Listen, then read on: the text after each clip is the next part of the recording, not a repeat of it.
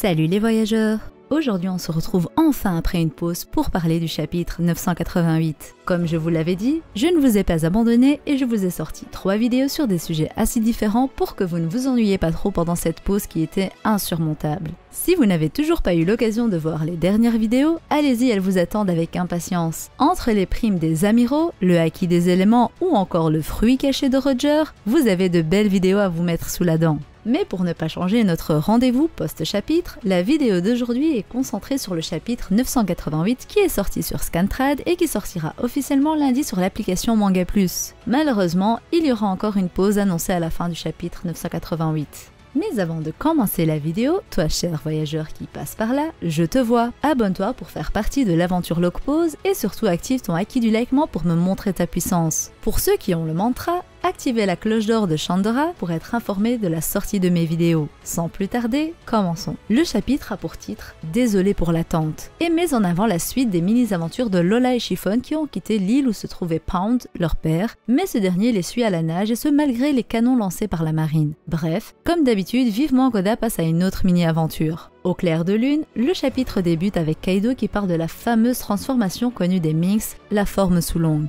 On a donc droit à un aperçu des Minx guerriers qui attendent d'entrer en action. Seulement, Kaido ne sera pas seul. Jack est venu accompagner des Gifters et Pleasure ainsi que d'un Number pour combattre les ennemis. Nekomamushi dit aux autres de ne pas bouger tandis qu'Inuarashi explique que la ruine de leur pays n'est due qu'aux actes de Jack la sécheresse, alors qu'il lui avait dit qu'aucun samouraï ne s'y trouvait. Raizo prend alors la parole pour dire qu'il est celui qu'il recherchait et qu'il va rendre l'appareil au centuple pour sa vie qui a été protégée. On se rappelle tous de ce fameux arc Kezu et surtout de la révélation des Minx qui ont protégé au péril de leur vie Raizo et qui n'ont jamais lâché l'information comme quoi il se trouvait bel et bien au pays de Zou. Une partie qui nous a tous fait vibrer et qui continue de le faire. Par la suite, les gardiens de la forêt et de la baleine, donc les guerriers de Nekomamushi, sont les premiers à se transformer en forme sous longue, suivis des 3 mousquetaires d'Inuarashi, et puis de tous les guerriers Minx qui se transforment également. Jack dit à ses subordonnés de ne rien craindre car la forme sous longue ne dure pas très longtemps. On a la présentation aussi d'un nouvel ennemi, un Number appelé Nagi. La bataille commence alors et personnellement j'attends avec impatience le combat de Jack vs Nekomamushi et Inuarashi. C'est un combat dont je parle depuis le début car il est sûr selon moi que les deux chefs Minx vont devoir se venger du mal que Jack leur a fait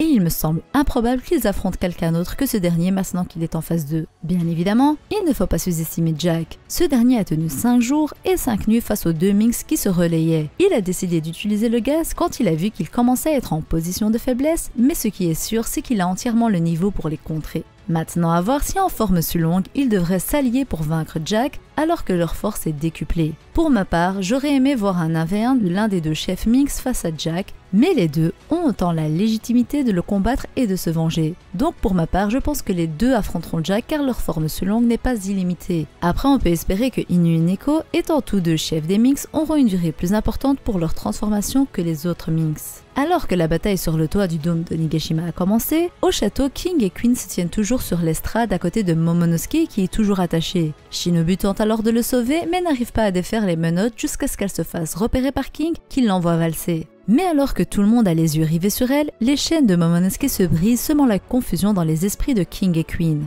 Momonosuke vole alors vers le banquet et tandis que King essaie de l'arrêter, il se fait contrer et apparaît alors Sanji dans son red suit qui lui permet de se rendre invisible. Une entrée en scène tant attendue et qui étonne Nami qui pensait qu'il était au quartier des plaisirs. Et si bon nombre de lecteurs le pensaient également, c'était pas mon cas et le cas des fans de Sanji qui savaient très bien que ce dernier a toujours un plan derrière la tête et qu'il allait être celui qui allait sauver Momonosuke en utilisant son red suit. Sanji envoie alors Momonosuke à Shinobu tandis qu'il s'est fait attraper par le coup par King. Seulement ça ne lui fait ni chaud ni froid d'être dans les mains de l'ennemi vu qu'il dit à Momonosuke que ça lui a fait quelque chose quand il a crié son nom plus tôt, à savoir qu'il fait référence quand Momonosuke a affirmé être un Kozuki au risque de perdre sa vie. Au même moment, King s'est transformé dans sa forme Zoan et enfonce son bec dans le ventre de Sanji qui a l'air de souffrir. Il se fait alors envoyer par l'attaque de King au point de détruire un immeuble derrière. Luffy crée alors son nom comprenant très bien la puissance de l'attaque reçue. Mais pas d'inquiétude, le Red Suit ne permet pas que de rendre Sanji invisible, mais bien d'avoir une résistance hors norme, lui permettant de ne pas être tant blessé que ça par l'attaque de King.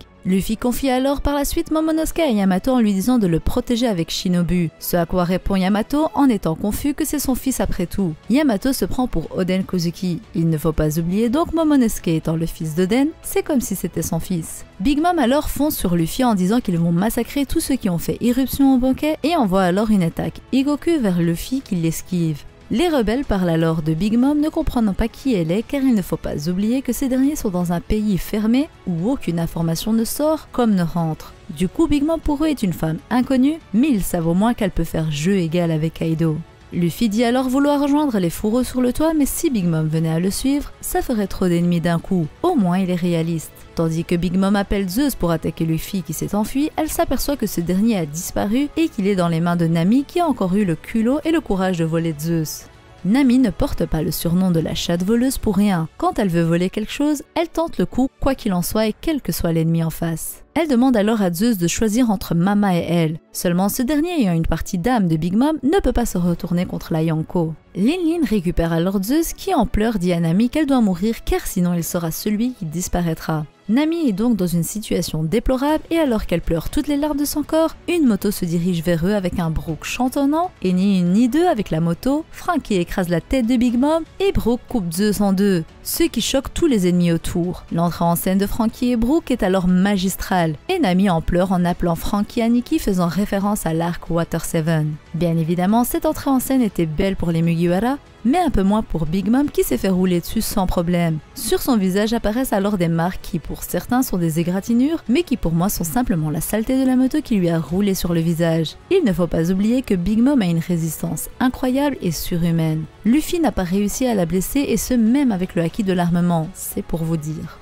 Donc qu'elle soit blessée par un simple coup de moto ne serait pas cohérent. Beaucoup parlent alors d'une possible transformation de la moto avec du granit marin, mais pour moi c'est clairement impossible. De base ce coup n'était pas prévu dans les plans des Mugiwara, pourquoi donc mettre du granit marin sur le bas de la moto? Car oui, la moto ne peut pas être faite entièrement de granit marin vu que Brook est assis dessus. De deux, ce n'est pas parce qu'il y a du granit marin que ça a permis de blesser Big Mom. Celle-ci a une résistance physique hors norme et ce sans son fruit du démon. Son fruit, le Solu-Solu-no-Mi, le fruit des âmes, n'a aucun impact sur sa résistance physique et donc même s'il y avait du granit marin, ce n'est pas là la raison des potentielles égratignures que Big Mom pourrait avoir. Pour ma part, comme je l'ai dit, je pense simplement que c'est de la saleté sur son visage pour nous faire comprendre que oui, elle a bien été touchée par la moto, après j'aurais espéré quand même qu'elle ne tombe pas par terre et qu'elle reste droite pour montrer que ça ne lui a rien fait. Mais on peut se dire que la vitesse à laquelle Franky et Brook ont roulé l'ont fait tomber en arrière. Bien évidemment, autant vous dire que j'attends avec impatience qu'Oda arrête de ridiculiser Big Mom et qu'il dévoile enfin son plein potentiel.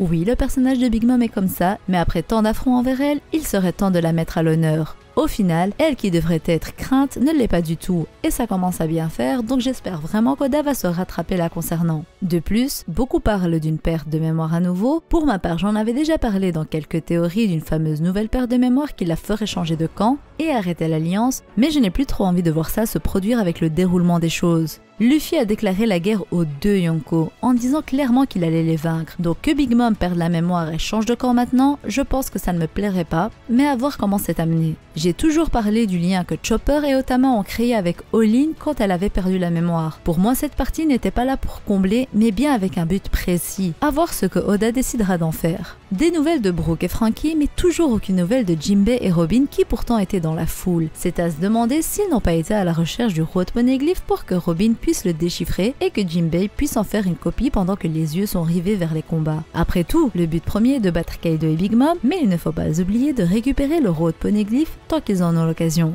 Je suis au final très contente de l'apparition de Sanji et de son échange avec King, et pour ma part je pense qu'il va se relever et continuer son affrontement contre ce dernier. Il ne faut pas oublier qu'il avait Momonosuke entre les mains et qu'ils étaient dans les airs quand King l'a attaqué. D'ailleurs, ce serait vraiment intéressant de voir Sanji se battre contre King vu que les deux sont des combattants des airs, sachant que King a l'air d'avoir des attaques enflammées et que le Red Suit de Sanji est ignifuge. Pourquoi pas un Zoro et Sanji vs King ou alors un Zoro et Sanji vs King et Queen, ce serait intéressant à voir sachant que j'ai toujours attribué à Sanji comme adversaire Queen et qu'il est également présent. Marco est aussi pas loin donc il pourra s'occuper de King dans le cas où Zoro est occupé avec un autre adversaire comme Who is Who par exemple. Bref, ce chapitre était assez court, pas très sensationnel, hormis pour la transformation des Minx en sous-longue et de la masterclass de Sanji qui aura fait fermer des bouches. J'ai hâte de lire le prochain chapitre, n'oubliant pas qu'il y a une pause. Du coup, abonnez-vous si ce n'est pas encore fait et activez la cloche car même quand il y a des pauses, vous aurez toujours du contenu pour garder votre hype. Dites-moi ce que vous avez pensé du chapitre dans les commentaires. Et si la vidéo vous a plu, je compte sur vous pour la liker avec votre acquis du likement. Sur ce, je vous dis à la prochaine et d'ici là, portez-vous bien. Bye!